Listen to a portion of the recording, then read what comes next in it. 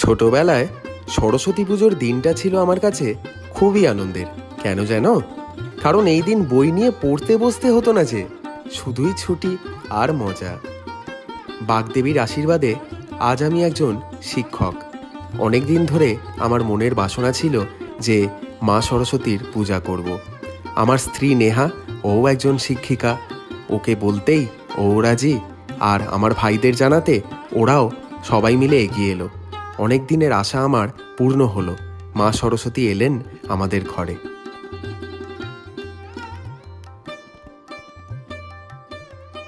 আমাদের বাড়ির কাছেই কুমোরপাড়া। একদিন সময় করে গিয়ে ভাইদের সাথে মায়ের একটি মূর্তি পছন্দ করে এসেছিলাম। তারপর থেকেই আর তর সই ছিল না।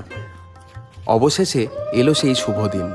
মাকে আনতে আমরা কয়েকজন ভাই মিলে চলে গেলাম কুমোরপাড়ায়।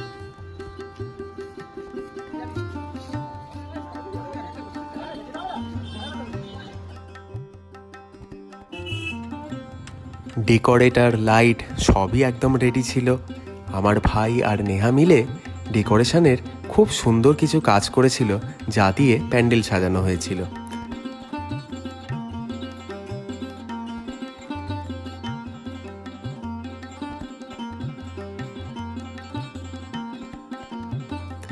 যথাসময় পূজাও শুরু হলো।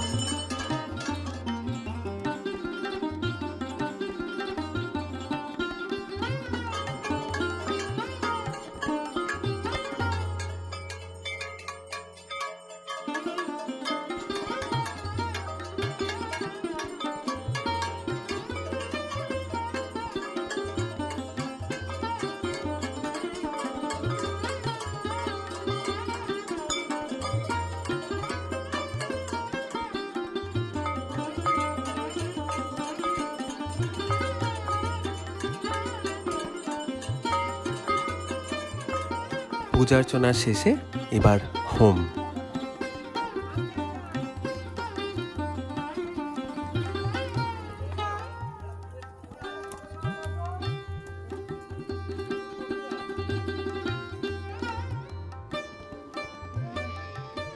ওদিকে বাড়িতে ততক্ষণে চাঁদের হাট বসে গেছে। কাকা কাকিমা, তাদের ছেলেরা, আমার ভাই, ভাইয়ের বউ, পিসিরা সবাই মিলে একেবারে জমজমাট ব্যাপার।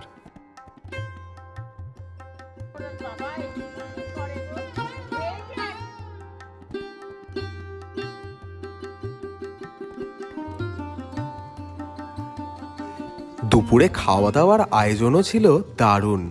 গরম গরম খিচুড়ি, সাথে বেগুনি, বাঁধাকপির তরকারি, আলুর দম, চাটনি, পাঁপড়, আবার মিষ্টি।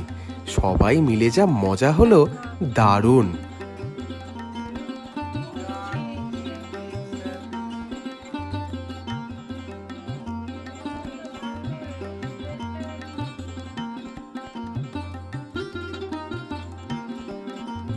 আমার ঠাকুমারা ছিলেন চার যা।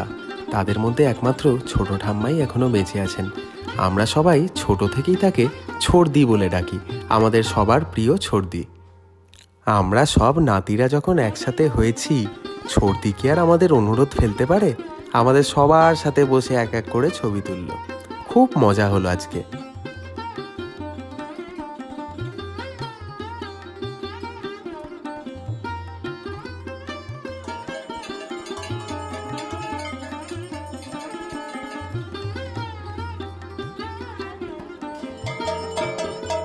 টুক করে কেমন করে দুটো দিন কেটে গেল বুঝতেই পারলাম না।